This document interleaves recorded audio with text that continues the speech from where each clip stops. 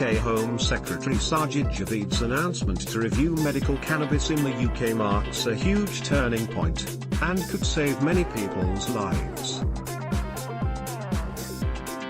The cannabis plant has been needlessly demonized and politicized over the past 100 years.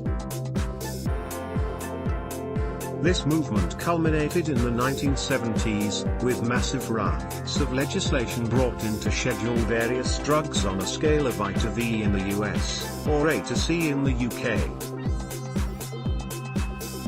Put simply, politics seeped their way into the classification process of drugs, with science taking the back seat. The change in attitude is a rather recent one. Cannabis has been used as medicine by various cultures throughout history for thousands of years, and cannabinoid-based tinctures were available as medicine in pharmacists throughout the UK up until 1971, when the Misuse of Drugs Act was introduced.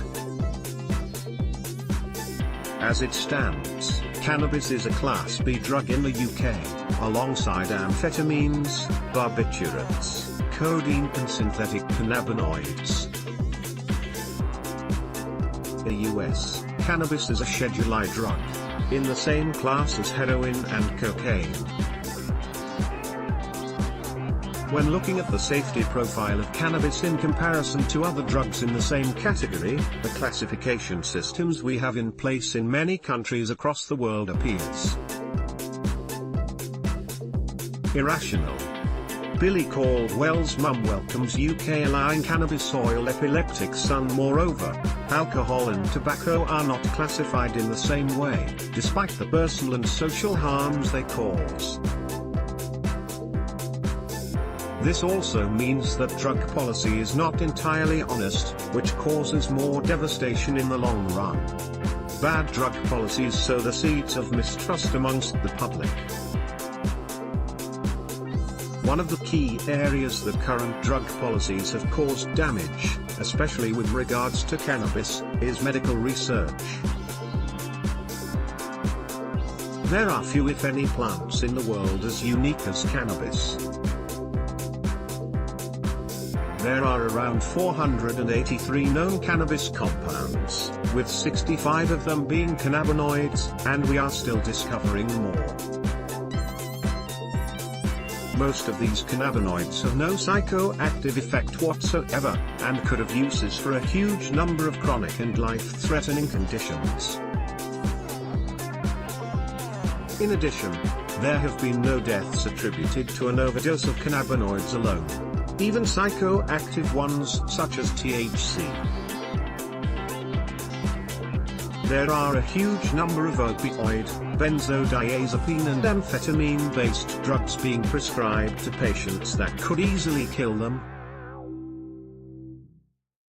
Some drugs even get approved for clinical use after only 1 or 2 trials. Yet we treat cannabinoids differently. Cannabis is a medicine.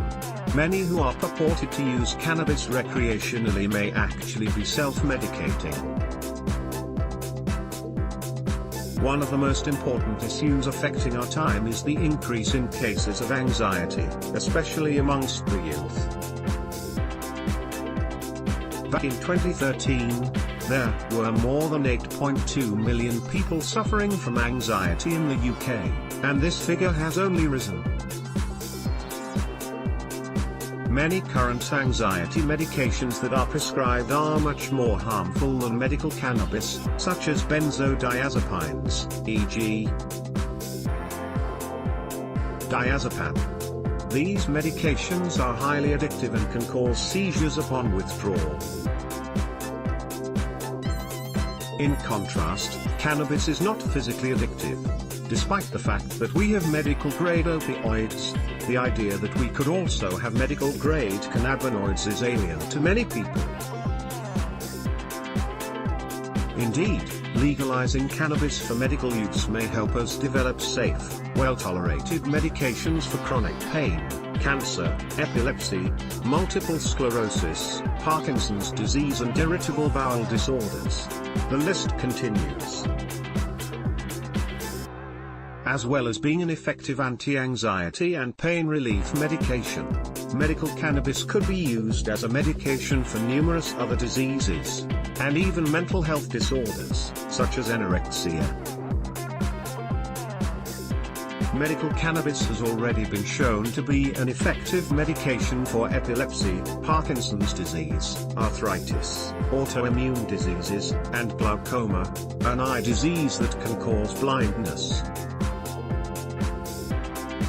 In fact, there are already 2 forms of cannabis medicine available on the NHS. One is Sativex by GW Pharmaceuticals for MS, which is only available in Wales. The other is Nebiolone, which treats the nausea and vomiting that cancer patients experience while going through chemotherapy. This may only be the tip of the iceberg. However, as medical cannabis has also been shown to have potential as a treatment for cancer itself.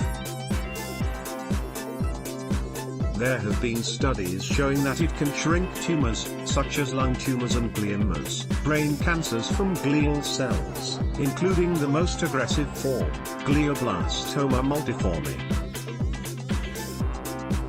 In research by the National Cancer Institute, NCI, in the US, Drive.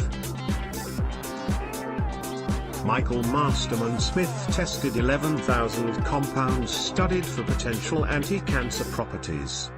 He found 11 that were of significant value, 6 of which were cannabinoids, including THC and CBD. With cancer rates increasing every year, it would make sense to study this more, and see if cannabis could be an effective part of cancer treatment plans.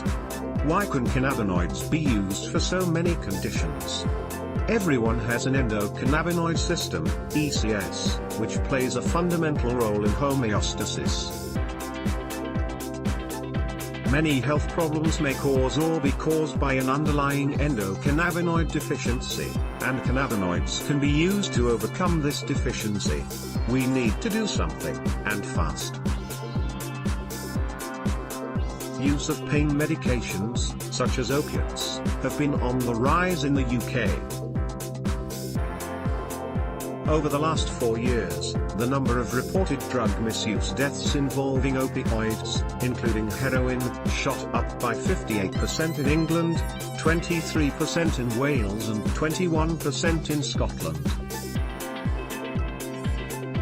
It seems that the UK is on the verge of an opiate crisis, like the one that has ravaged the US. However, medical cannabis could help avert this crisis. In the US in 2015, opiate-related deaths decreased by up to 1/3 in the states that legalized medical cannabis.